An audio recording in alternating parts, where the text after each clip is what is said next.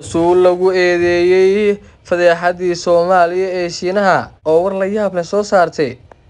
Maxay tahay warkan ay soo saartay suulkan lagu eedeeyay inay ka dambeysay fadeexadii dalka Soomaaliya ka soo gaartay tartankii Olombikada ee lagu qabtay dalka Shiinaha.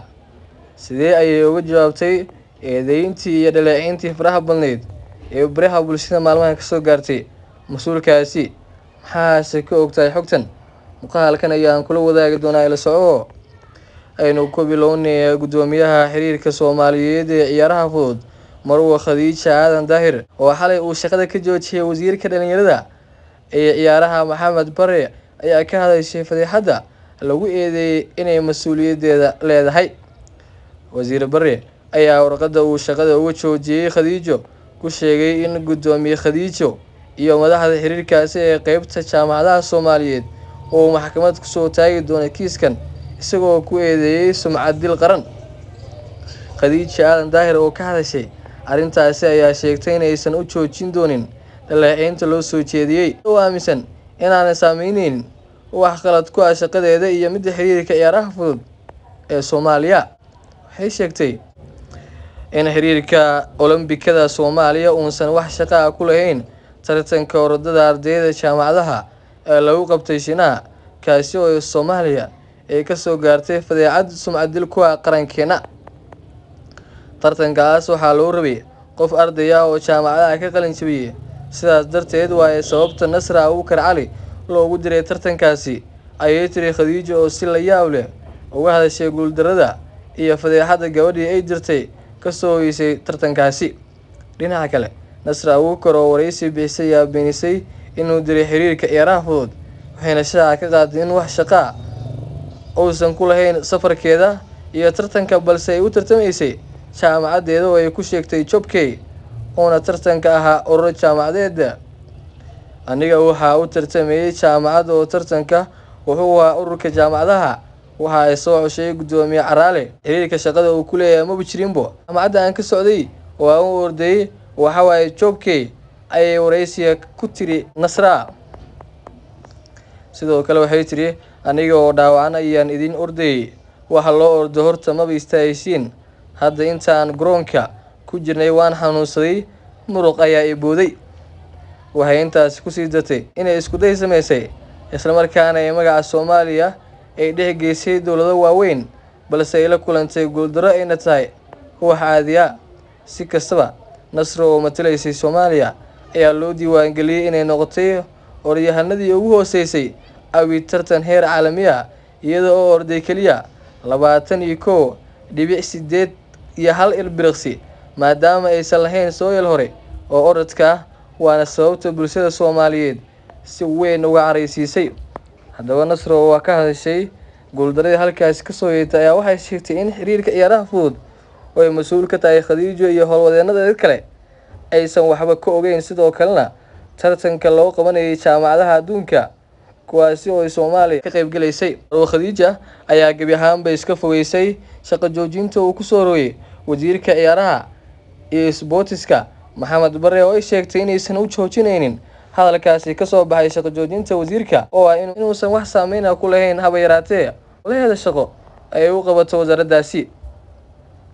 Sidoo kale waxa ay sheegtay in marnaba ay khalad ku lahayn gabadhaasi ayna wax ka ogeyn diritaankeeda balse ay soo direen gabadhaasi xiriirka jaamacadaha kuwaasi oo ka qayb galinayay tartanka balse ayadu aysan wax shaqo ku lahayn. Shaqo joojintii ka soo baxday wasiirka isboortiska ciyaarahana aysan saameyn karin. Suul lagu eedeeyay fadeexadii Soomaaliya ee Shiinaha oo war la yaab leh soo saartay. Maxay tahay warkan ay soo saartay suulkan lagu eedeeyay inay ka dambeysay fadeexadii dalka Soomaaliya ka soo gaartay tartankii Olombikada ee lagu qabtay dalka Shiinaha? Sidee ayay uga jawaabtay eedeyntii iyo dhaleecayntii faraha badneyd ee baraha bulshada maalmahan ka soo gaartay mas'uulkaasi? Maxaase ka ogtahay xogtan?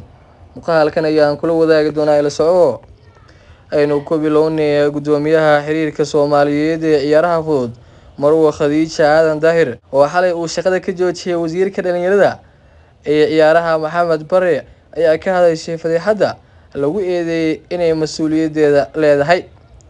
Wasiir Bare ayaa warqadda uu shaqada uga joojiyay Khadiijo ku sheegay in guddoomiye Khadijo iyo madaxda xiriirkaasi ee qaybta jaamacadaha Soomaaliyeed oo maxkamad ku soo taagi doona kiiskan isagoo ku eedeeyay sumcad dil qaran.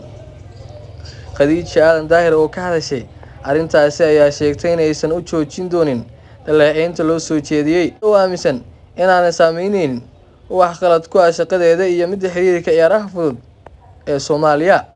Waxay sheegtay in xiriirka Olombikada Soomaaliya uusan wax shaqo ah ku lahayn tartanka orodada ardayda jaamacadaha ee lagu qabtay Shiinaha kaasi oo Soomaaliya ay ka soo gaartay fadeexad sumcad dil ku ah qarankeena.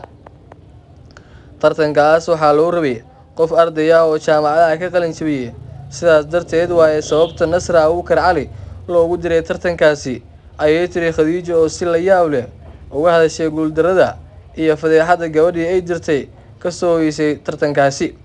Dhinaca kale, Nasra Abuukar oo wareysi bixisay ayaa beenisay inuu diray xiriirka ciyaaraha fudud, waxayna shaaca ka qaaday in wax shaqo ah uusan ku lahayn safarkeeda iyo tartanka balse ay u tartamaysay jaamacadeeda oo ay ku sheegtay Jobkey oona tartanka ahaa urur jaamacadeed.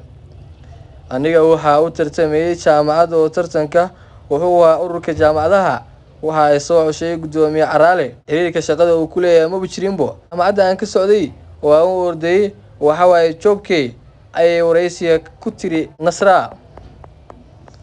Sidoo kale waxay tiri aniga oo dhaawacan ayaan idin ordayay, waxa loo ordo horta maba istaayisiin. Hadda intaan garoonka ku jirnay waan xanuunsaday, muruq ayaa i booday. Waxay intaas ku sii dartay inay isku day sameysay isla markaana ay magaca Soomaaliya ay dhex geysay dowlado waaweyn balse ay la kulantay guuldarro ayna tahay wax caadi ah. Si kastaba, Nasra oo matalaysay Soomaaliya ayaa loo diiwaangeliyay inay noqotay orodyahanadii ugu hooseysay abid tartan heer caalami ah iyada oo orday kaliya 21.8 iyo hal ilbiriqsi maadaama aysan lahayn sooyal hore oo orodka ah, waana sababta bulshada Soomaaliyeed si weyn uga caraysiisay. Haddaba Nasra oo ka hadashay guuldaradii halkaas ka soo yeetay ayaa waxay sheegtay in xiriirka ciyaaraha fudud oo ay mas'uul ka tahay Khadijo iyo howlwadeenada kale aysan waxba ka ogeyn, sidoo kalena tartanka loo qabanayay jaamacadaha adduunka kuwaasi oo Soomaaliya ka qayb galaysay. Khadijo ayaa gabi ahaanba iska fogeysay shaqo joojinta uu ku soo rogay wasiirka ciyaaraha iyo isboortiska Maxamed Barre oo ay sheegtay inaysan u joojinaynin hadalkaasi ka soo baxay shaqo joojinta wasiirka oo ah inuusan wax saameyn ah ku lahayn haba yaraatee leedahay shaqo ay u qabato wasaaraddaasi. Sidoo kale waxa ay sheegtay in marnaba ay khalad ku lahayn gabadhaasi ayna wax ka ogeyn diritaankeeda balse ay soo direen gabadhaasi xiriirka jaamacadaha kuwaasi oo ka qayb galinayay tartanka balse ayadu aysan wax shaqo ku lahayn shaqo joojintii ka soo baxday wasiirka isboortiska ciyaarahana aysan saameyn karin.